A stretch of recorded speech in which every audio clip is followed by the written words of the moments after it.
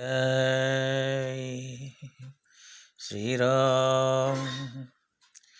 సుగీత 8వ భాగం. ఎవరు చేసిన కర్మ అనుభవించక నన్ను తప్పదన్నా. జై శ్రీరామ్. సుగీత 8వ భాగం. ఎవరు చేసిన కర్మ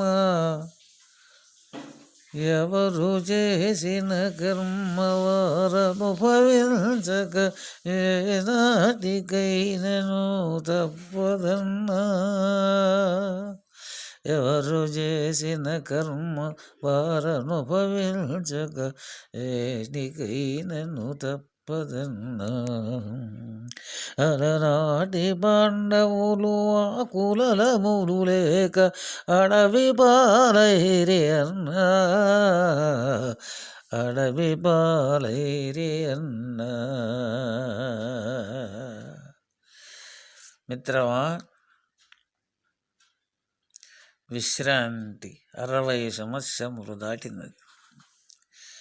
కొంచెం ఆగు, దీర్ఘముగా ఆలోచించుడు. గతజల సేతుబంధనము జరిగిపోయిన దానిని విచారించకు, జరగబోయే దానిని చూసుకున్నాము. నువ్వేమి చేసేటువో వెనకకు ఒక్కసారి తిరిగి చూచుకొను. నువ్వు చేసిన పనికి నీకు ఫలితము ఇప్పుడు వచ్చింది. ఏమిటది? భగవంతుని దయ వలన నీ గర్భములో సంతానము కలిగినది. చాలా జాగ్రత్తగా పోషించావు. నీ భార్య కడుపులో గర్భములో కాపాడుకొని పెంచింది. జన్మించిన తర్వాత బహు కష్టపడి అనేకమైన ఇబ్బందులకు పడి అనేకమైన ఈతి బాధలకు పడి పిల్లల ఆరోగ్యాలను గురించి, పిల్లల చదువులను గురించి, పిల్లల జీవితాన్ని గురించి చింతించి వారిని ఒక గొప్ప వారిగా చేయాలని తప్పించి చేశావు. ఏమి చేశావు? చక్కగా చదవమని చెప్పావు, మంచి చోట చదివించావు. ఎప్పుడు నిరంతరము చదువు అని చదివించావు. బాగా చదివారు. ఏమి చదివారు? జీవనము నడుపుటకు కావలసిన చదువు చదివారు. చదివిన తర్వాత మంచి ఉద్యోగంలో చేర్పించావు. ఉద్యోగంలో చేరారు, వివాహం చేసుకున్నారు, బాగా సంపాదిస్తున్నారు. ఇంకా ఏమిటికి నీకు దుఃఖము? ఇప్పుడు ఎందుకు దుఃఖపడుతున్నావు అంటే, వాళ్ళు నిన్ను చూడడం లేదు, పోషించడం లేదు, వారి దారిన వారు పోయినారు, వారి దారిని వారు చూసుకుంటున్నారు అని వాపోతున్నావు. నిజమే, వారి దారిన వారు వెళ్ళినారు, మంచిదే. అయితే వారు ఎందుకు వెళ్ళారు? వాళ్ళకేమో ఉద్యోగం కావాలన్నావు, బాగా చదువుకోవాలన్నావు, బాగా సంపాదించాలన్నావు. మరి నీ ఇంటి దగ్గర కూర్చోనంటే వాళ్ళు ఏమి సంపాదిస్తారు? వారి సంపాదక వాళ్ళకి వెళ్ళాలి కదా. నువ్వు ఉండేటువంటి నీ ఉద్దేశం కూడా అదే కదా, బాగా పెరగాలనే కదా, పెంచావు కదా, అన్ని వసతులు కల్పించావు కదా, కావలసినంత సంపాదించి మూటగట్టి పెట్టావు కదా. మరి ఇప్పుడు నీ దగ్గర ఎలా ఉంటారు వారు? వాళ్ళు సాగించాలి కదా. మరి ఇలా చేసావు కదా, ఇలా ఆలోచించావు కదా. వాళ్ళని పెంచేటప్పుడు నువ్వు ఎలా పెంచావు? సరైన మార్గంలో పెంచావా? వాళ్ళకి మంచి నేర్పావా? వారికి దయను గురించి చెప్పావా? సక్రమ మార్గాన్ని చెప్పావా? సాంప్రదాయాల గురించి చెప్పావా? నీతివర్ధనాన్ని గురించి చెప్పావా?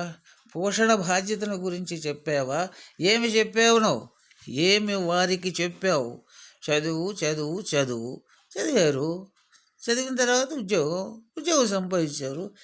ఇప్పుడు మళ్ళీ నీవేదేదో కోరికలు కోరుకుంటే నీ కోరికలకు వాళ్ళకి ఇస్తే ఎట్లా తీరుస్తారు?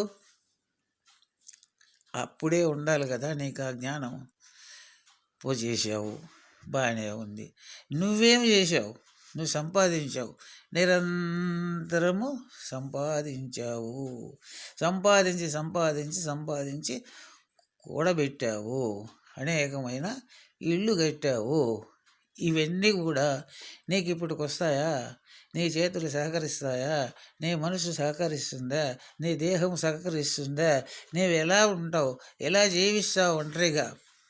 అలాంటి ఏమన్నా ఆ మార్గాలు ఏమన్నా ముందుగా వేసుకున్నావా? అలా ఏమన్నా బిడ్డలను సాకావా? అలాగ ఏమన్నా వాళ్ళను తీర్చిదిద్దావా? లేదు కదా. మరి ఇలా సంపాదించావు కదా, మరి ఈ సంపాదించినదంతా నీ దగ్గరికి ఏమన్నా వస్తుందా? రాదనే అలెగ్జాండర్ గారు ఏం చెప్పారు చేసిన, దేశములు తిరిగి దేశములు కొల్లగొట్టి ఆఖరికి మరణ సమయంలో తన శవపేటికలు చేతులను బయటికి పెట్టి నా ఎంబడి ఏమీ రావటం లేదు అని చూపించాడు.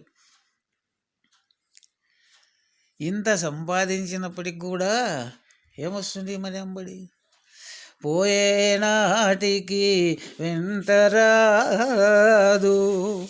పోయేనాటికి వెంటరాదు, వచ్చిన ఒక్కైనా. మిత్రమా, బాగా తెలుసుకో. చూడు, ఇల్లు ఇల్లంటావు, ఇల్లాలు అంటావు, నీ ఇల్లు ఏడను మనస? అల్లంత దూరాన వల్ల కాటిలోన నీ ఇల్లు ఉందిరా మనస, మనస. కావున ఇప్పుడు దుఃఖపడాల్సిన పని లేదు. ఇప్పుడల్లా మనకు కావలసింది మనం ఏదో తెలుసుకోవడం. మనం వచ్చిన కార్యక్రమం అయిపోయింది. ఏనాడైనా నువ్వు దానం చేసావా? ఏనాడైనా నువ్వు ధర్మం చేసావా? ఒక విద్యాలయం కట్టించావా? ఒక గ్రంథాలయం కట్టించావా? ఎవరికైనా 10 మందికి అన్నదానం చేసావా? అనాథాశ్రమం ఏర్పాటు చేసావా? ఏం చేసావు? ఒక్కసారి నువ్వు చూసుకో. నీ జీవితం అంతా 60 సంవత్సరాలు జరిగిపోయింది కదా. ఈ 60 సంవత్సరాల్లో నువ్వు చేసినటువంటి ధర్మకార్యములను గుర్తించుకో. అదే కదా నీ వెంట వచ్చేది.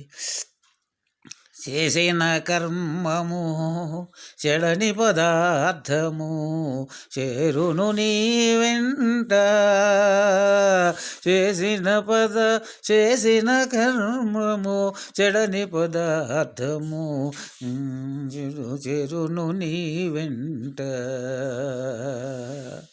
చేరును మీ వెంట. తల్లిదండ్రుల మీ జీవనం సాగించేటప్పుడే మీ జీవితంలో అనేకమైనటువంటి విషయాలన్నీ గ్రహించుకొని బిడ్డలు పెంచడంలో కానీ, దాన ధర్మం చేయటంలో కానీ, పరులకు ఉపకారం చేయటం కానీ, ఉపకారమే ఇదం శరీరం పరోపకారార్థం. ఈ శరీరము పరులకు ఉపకారము చేయటకే. అలా చేసినప్పుడు మన జీవితము మరీ ఏ కష్టాలు ఏ నష్టాలు లేకుండా చివరిలో మన జీవితం సాగును. అలాగే మరీ జన్మ లేకుండా పోతుంది. కాబట్టి మన జాగ్రత్త మనము ముందుగానే పడవలెను. జై శ్రీరామ్.